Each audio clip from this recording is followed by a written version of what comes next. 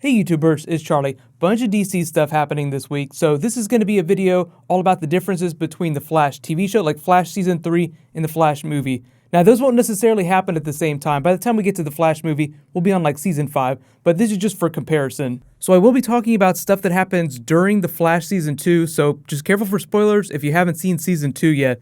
But there are a couple really big visual differences just in the pitch right away. Right now, the Flash movie is supposed to be a team-up with Cyborg. So that doesn't mean like Batman v Superman was a team-up, because that wasn't really a team-up movie, even though Batman and Superman were in it. It just means that the central plot will revolve around both characters, instead of it being about one character and then another one coming in much later in the film. So I think we can guess that Star Labs is going to be deeply involved with what's going on with Cyborg's technology, because we got all those Justice League teasers during Batman v Superman. We saw Cyborg getting integrated with the Mother Box, getting his technology. So because Justice League is happening before the Flash movie, I'm expecting a Civil War Spider-Man type situation where everyone's like, here's this character, he's already the Cyborg, so it's not going to be an origin story during Justice League. But over the course of that movie, and then the Flash movie where he becomes a much more central character, they'll deal with his backstory and flashbacks in really interesting ways.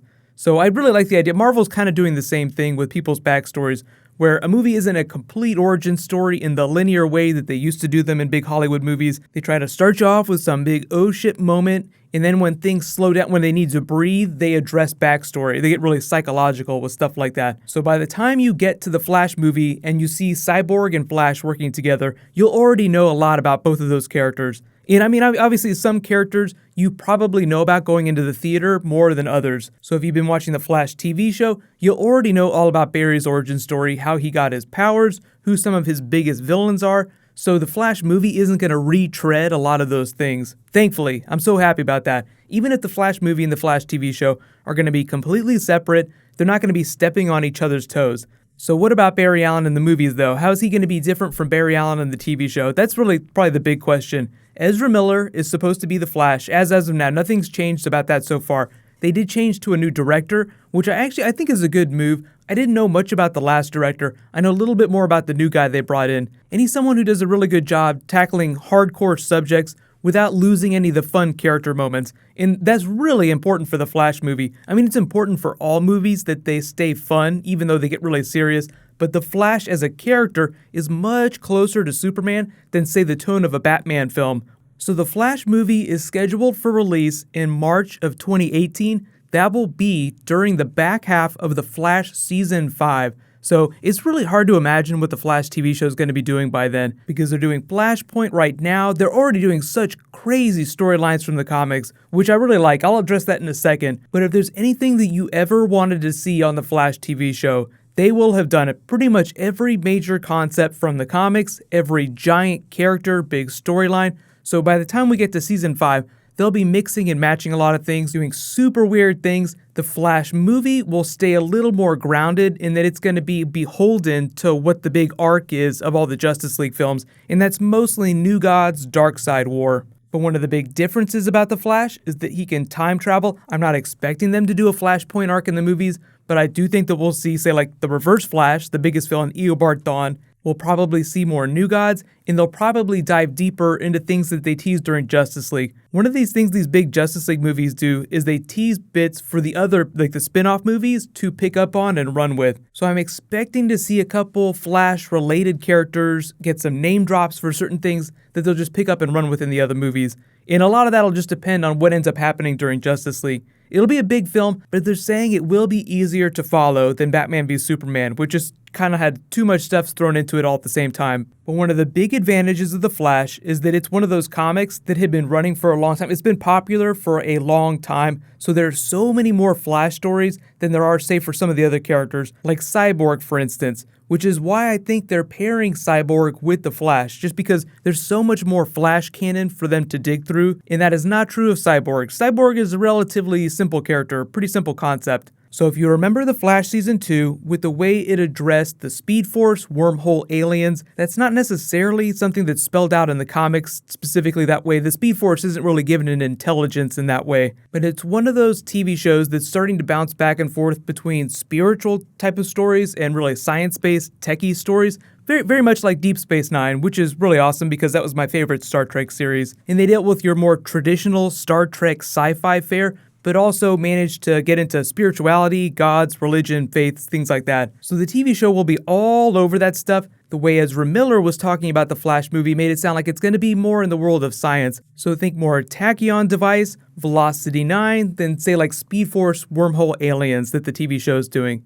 So one of the other big differences between the movie and the TV show is there'll be a lot more CG. They'll have a much larger budget for special effects, so I'm expecting them to do the Spider-Man Civil War thing where a lot of the Flash suit is CG. There's like a mixture of practical effects and CG.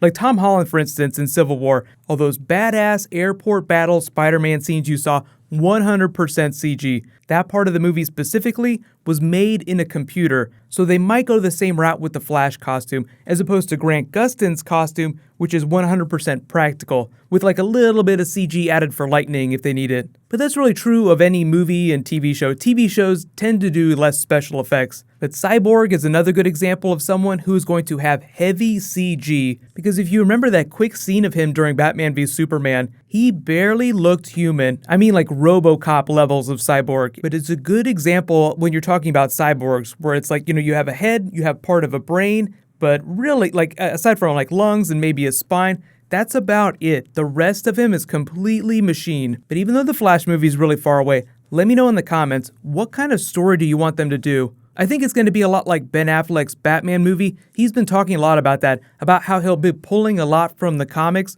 but it will still be something of an original story. In the way that Batman v Superman was an original story, even though they did a lot of Frank Miller Dark Knight Returns Batman, visually it was inspired by that, even though the story itself was something original. So we'll probably see a lot of people associated with Star Labs, but I'm not expecting any of the TV actors to make it into the movie. I'm definitely expecting them to stick with Ezra Miller. They're filming Justice League right now. Ezra Miller is the Flash in that, so it's not like they're going to change from one Flash to the other between Justice League movies. So yeah, it's a huge bummer that Grant Gustin can't be the Flash of the movies, but just remember, the Flash movie won't be more than like 2.5 hours tops. Even that is probably a little too long. It'll probably be a little bit shorter than that, meaning they're not going to have time to do half of the stories that they do on the Flash TV show. So if you want to see a really awesome comic book arc play out on screen, you want to meet all these supporting characters like Killer Frost, Caitlin Snow, see all these other worlds in the multiverse, that's what the TV show is for. The Flash movie is more about telling this Justice League story, weaves in and out of all these Justice League spin-off films. So when people ask me, do you think that when they do the Flash movie, they're going to have to stop doing the Flash TV show? I laugh so hard. That is never ever going to be an issue. So like I just did a Justice League video earlier today. I tried to clarify a little bit about what Jeff Johns does. He's mostly there to correct the tone of the films, to make sure that nothing goes way off base, but he's also a person who advises the TV shows on stuff that it's totally cool to do. So I think now that they've gotten rid of some of the more toxic elements to storytelling in the movie universe, I think the movies will be able to step around the TV shows a little bit easier without having to trample over stuff that the TV shows are trying to do. So do not worry about the Flash movie affecting the stuff that they do on the Flash TV show. And who knows, maybe there'll be like a small cameo just for fun, like an uncredited cameo. That's what I'm hoping for in terms of TV actors being in the movies. But here's a big question for you guys. If Grant Gustin could have a cameo in the Flash movie just for fun, what would you want the cameo to be? I think it'd be really funny if he worked as like a barista, or if he worked at a donut shop, or if he had an ice cream truck. It'd just be a nice way to do a cameo in the DC movie, so it'd be an Easter egg for that, but it'd also be an Easter egg for story things that they've done on the TV shows. But big stuff happening this weekend, bunch of Game of Thrones dropping tomorrow, so be sure to subscribe to get all that stuff. And congratulations to this week's giveaway winner. Austin Cornell, you win a $20 Amazon gift card. Be sure to private message me on the back end of my channel so I can get your contact details. That's just on the About page.